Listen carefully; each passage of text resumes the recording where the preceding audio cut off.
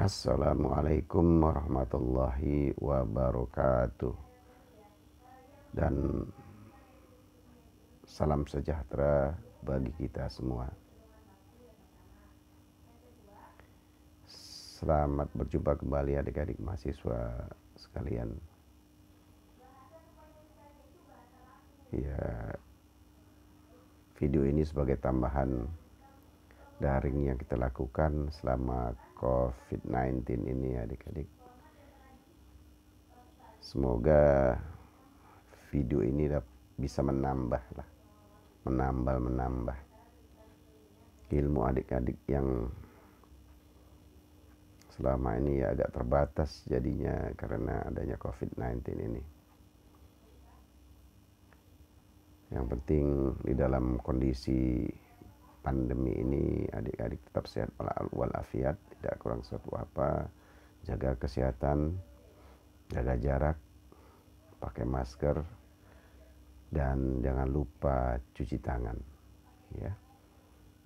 Kalau bisa pulang dari kampus itu langsung mandi, ganti baju, ketika masuk ke dalam rumah sudah menggunakan baju yang bersih di rumah, sehingga adik-adik bersih dan jadikan lokasi rumah Anda menjadi zona steril.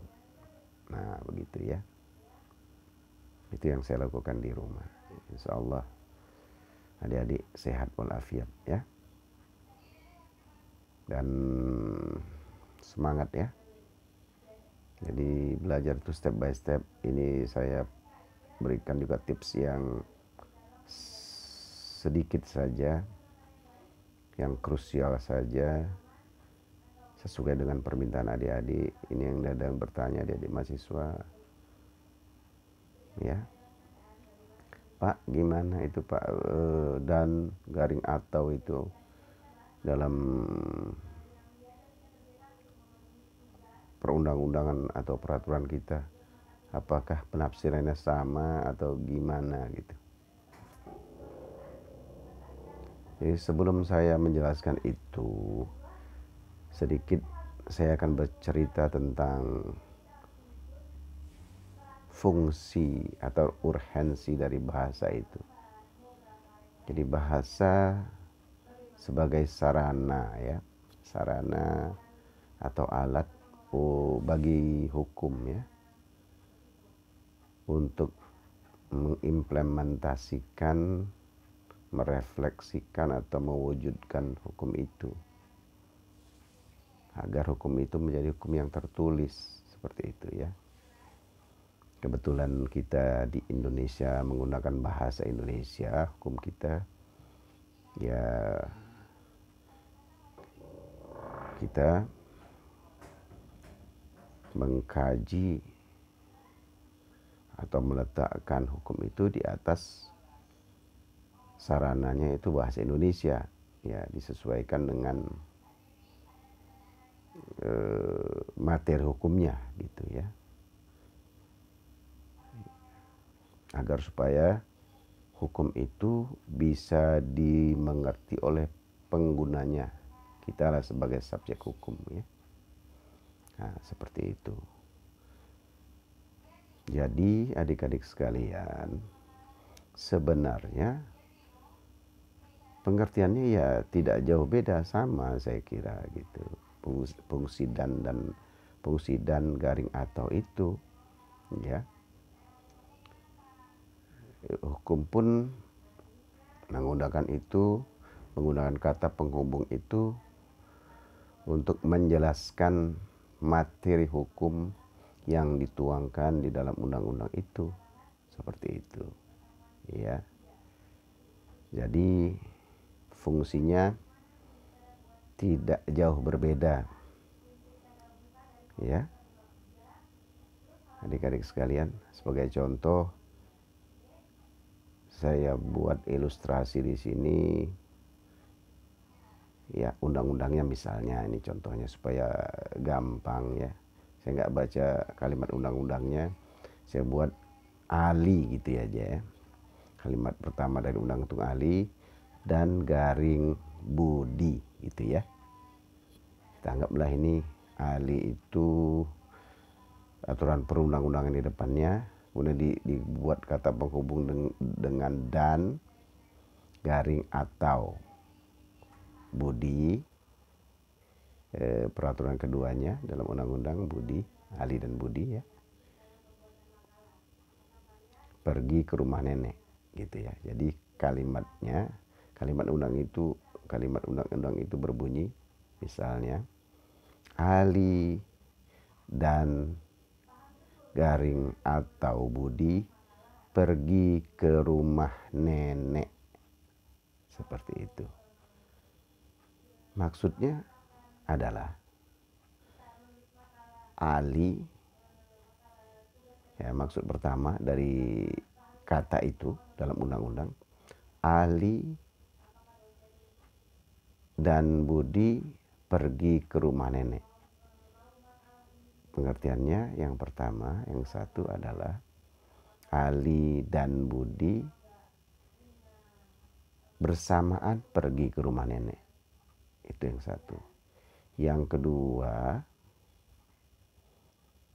ahli atau budi pergi ke rumah nenek.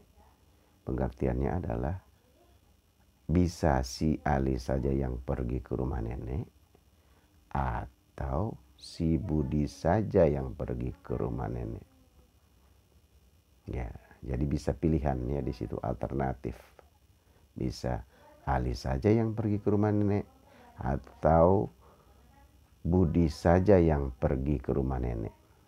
Sedangkan kalimat pertama tadi, ahli dan budi pergi ke rumah nenek, artinya mereka berdua secara bersamaan, secara imperatif pergi ke rumah nenek. Nah, jadi ada dua pengertian di situ yang digabungkan di dalam undang-undang tersebut. Sedangkan kata garing atau garis miring itu alternatif tadi ya. Bisa pilihan bagi hakim untuk menentukan apakah undang-undang itu dipakai secara bersamaan secara imperatif atau salah satunya ahli saja atau budi saja, atau kedua-duanya ahli dan budi. Ya begitu. Ya seperti di Undang-Undang Tipikor pasal 3 nomor 31 tahun 1990 gitu ya. Itu secara imperatif atau bersamaan pidana penjara dan denda digunakan oleh hakim. Misalnya gitu ya. Jadi yang menentukan itu, yang memilih itu adalah hakim dalam memutuskan suatu perkara. Ya, adik-adik ya. Jadi kalau dan tadi pengertiannya adalah ahli dan budi secara bersamaan pergi ke rumah nenek. Ya. Artinya mereka berdua harus wajib pergi ke rumah nenek karena secara bersamaan. Dan yang menentukan itu apakah secara bersamaan atau sendiri-sendiri tadi adalah hakim, adik-adik ya. Hakim ya, gitu. Seperti dalam undang-undang tipikor yang saya sebutkan tadi. Secara imperatif biasanya hakim memutuskan pidana penjaranya plus dendanya secara bersamaan. Atau pilihan tadi, hanya ahli saja yang pergi ke rumah nenek atau budi saja. Seperti itu bisa terdapat misalnya di dalam Undang-Undang nomor 39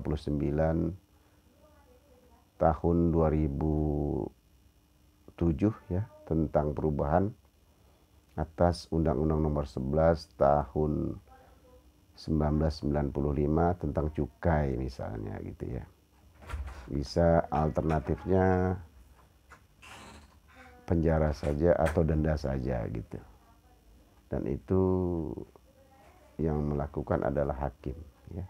Hakim mempunyai kewenangan independensi untuk melakukan pilihan-pilihan itu secara kasuistis. Demikian saja untuk adik-adik sekalian. Lebih kurang saya mohon maaf. Billahi taufiq wal hidayah. Assalamualaikum warahmatullahi wabarakatuh. Selamat malam dan salam sejahtera bagi kita semua.